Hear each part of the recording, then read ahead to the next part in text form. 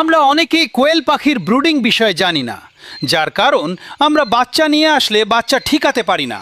তাই আজকে আমি 0 থেকে 30 দিন পর্যন্ত কি খাবার দিতে হয়, কোনো ওষুধ দিতে হয়, কতটুকু খাবার বা পানির পাত্র প্রয়োজন তা আজকের ভিডিওতে বলে দিব। তাই আজকের এই নির্দেশিকায় বাচ্চার সঠিক পরিচর্যার ধাপগুলো আলোচনা করা হলো। ভিডিও শুরু করার আগে একটা রিকোয়েস্ট থাকবে, আপনি যদি আমার চ্যানেলে নতুন হয়ে থাকেন তাহলে চ্যানেলটি সাবস্ক্রাইব করতে ভুলবেন না এবং পেজে নতুন হলে ফলো করতে ভুলবেন না। আমাদের বাচ্চা আনার আগে প্রথম কাজ হলো ব্রুডিং সেটআপ প্রস্তুতি। বাচ্চা খামারে আনার আগে ভালো মানের জীবাণুনাশক দিয়ে খামারটি ভালোভাবে পরিষ্কার করে নিতে হবে। এরপর ব্রুডিংয়ের নিচে পেপার বিছিয়ে দিতে হবে, অথবা চটের বস্তার ওপর পেপার দিতে পারলে সেটি সবচেয়ে ভালো হয়। বাচ্চা আনার কমপক্ষে 2 ঘন্টা আগে ব্রুডিং পদ্ধতি চালু করে রাখতে হবে, যাতে বাচ্চা আসার সাথে সাথেই আদর্শ তাপমাত্রা পায়। ব্রুডিংয়ের চারপাশ শক্ত কাগজ বা কার্ডবোর্ড দিয়ে গোল করে ঘিরে দিতে হবে, যাতে তাপমাত্রা নিয়ন্ত্রণে থাকে। কোয়েল পাখির বাচ্চা ছোট হওয়ায় জায়গা খুব বেশি বড় করার প্রয়োজন নেই। তাপমাত্রা নিয়ন্ত্রণ করা অনেক কষ্ট করে একটা কাজ।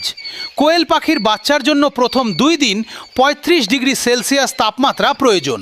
তাপমাত্রা কম বা বেশি হলে বাচ্চা মারা যাওয়ার সম্ভাবনা 99% থাকে।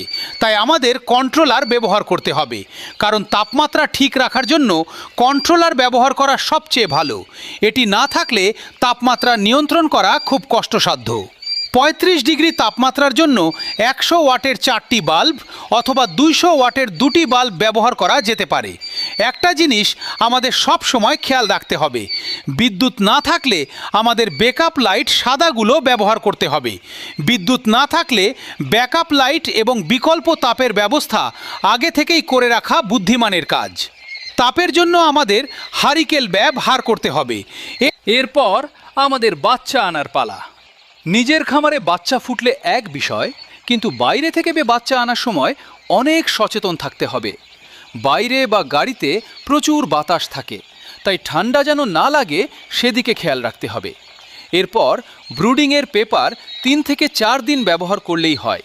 4 দিন পর পেপারগুলো সরিয়ে দিতে হবে। বাচ্চাকে প্রথম দিনে সাধারণ পানির বদলে পানির সাথে লাইসোবিট মিশিয়ে দিতে হবে। লাইসোবিট না থাকলে লেবুর শরবত বিকল্প হিসেবে খাওয়ানো যেতে পারে। প্রথম দিন সকালে লাইসোবিট দিলে রাতের জন্য অ্যান্টিবায়োটিক ব্যবহার করতে হবে।